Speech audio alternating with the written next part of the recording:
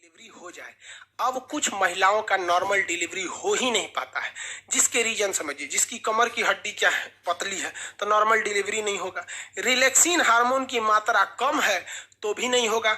अब relaxin hormone अगर कम हो जाएगा तो भैया रिलैक्सिन हार्मोन में इसको घुमा रहा था और घुमेबे नहीं करेगा तो बचवा ना क्या हो जाएगा, इसे बेड़ हो जाएगा। अब बेड़ा हो जाएगा इस तरह तो बच्चा जन्म ही नहीं ले सकता हो, माँ को मरना फिक्स है।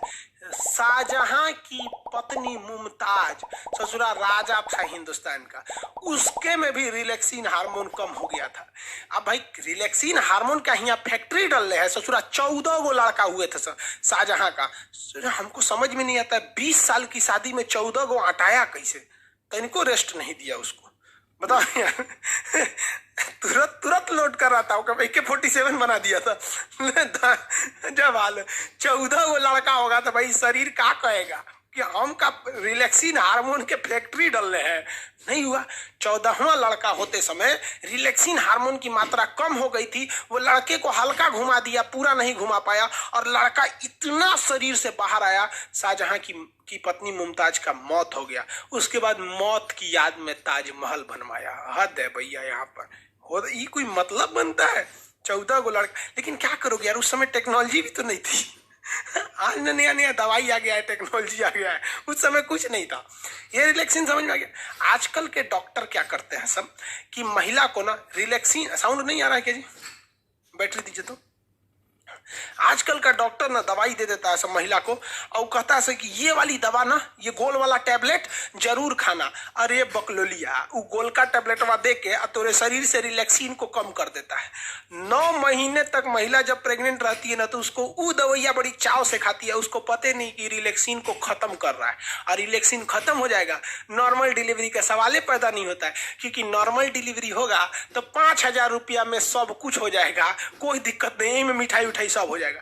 लेकिन अगर ऑपरेशन से होगा तो कम से कम 30,000 रुपया ऑपरेशन से होगा और 1 साल तक दौड़ते रहिए, डॉक्टर साहब टाका काटना है, डॉक्टर साहब उपट गया, कब वो दर्द हो रहा है, सीढ़ी मत चढ़ो, बाल्टी मत उठाओ, ये मत करो, वो मत करो, नौटंकी हो जाता है। और 99% ऐसी महिलाओं को ही ऑपरेशन से होता है जो महिला प्रेगनेंसी के बाद काम नहीं करती हैं। सब मतलब प्रेग्नेंट हो गई बड़ी काम ना करिए, अरे बात करता है सब यहाँ पर। आप लोग का भी शादी ब्याह होगा ना तो जब प्रेग्नेंट रहेगी तो ज्यादा काम कराइएगा। हाँ, ये कहिए कि भारी वगैरह काम नहीं करिए, कोई ना कि बोझा ढोने के लिए देते हैं, ये नहीं काम, लेकिन काम जरूर करते रहिएगा। क्योंकि जैसे जैसे हम शरीर में काम करते हैं ना, हमारा कोशिका विभाजन उतना तेजी से होता है, आपको पता ही है, तो रिलैक्सिन हार्मोन उतना बनेगा। अब महिलाओं में आजकल की एक खराबी क्या है कि नैहर में वो पतई बीन देगी, चपरासी क्या काम कर देगी, नैहर में कुछ काम कर देगी, बाथरूम साफ करेगी, नाली साफ करेगी, नैहर में भैंस का गोबर उठाएगी, लेकिन जब ब्याह करके ससुराल में आएगी तो नौटंकी। ओ माय गॉड, ये झाड़ू है, झाड़ू, झाड़ू से क्या होता है? ससुरी दांत खोदल जाला झाड़ू से, झाड़ू से क्या होता है? नैहर में चपरासी के काम है, यहाँ आके झाड़ू क्या होता है? मार दू झाड़ू, वही से होशे में आ जाइए। काम मतलब काम होता है आपका।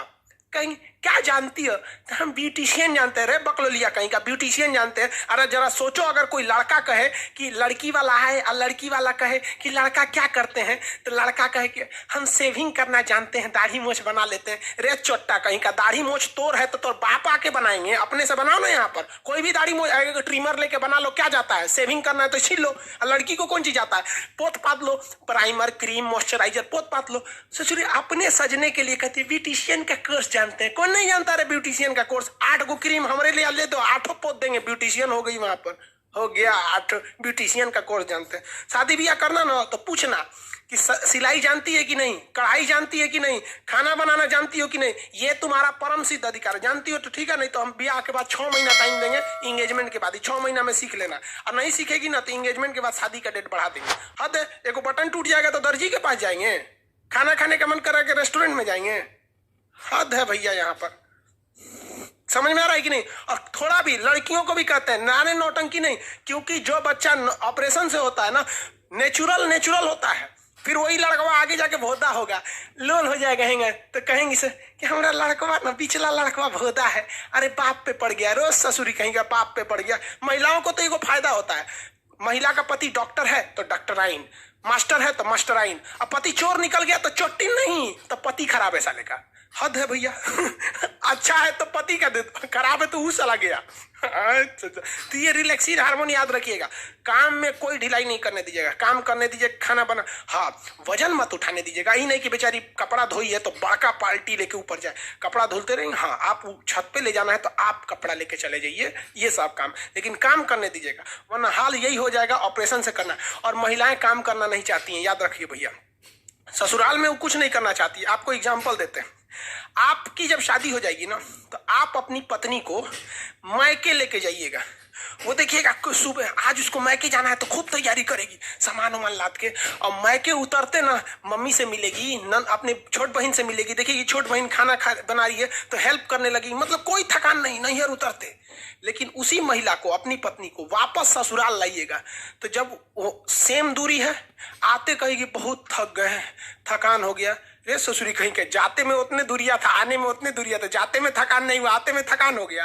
हद है भाई साहब, याद रखिए भाई, लड़की सब बुरा मान जाती है। सीबीएसई वाली और नखरा होती, oh my God I am pregnant. अरे भाई अपने से हुई है क्या प्रेग्नेंट?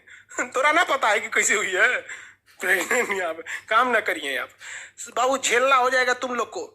ऑपरेशन से उनको क्या दिक्कत होता है, ऑपरेशन कर दो, यहाँ पे बहुत दिक्कत होता है भाई साहब, ऑपरेशन करना सही नहीं रहता है। हाँ मजबूरी में हो तो अलग बात है। आप लोग का रिप्रोडक्टिव सिस्टम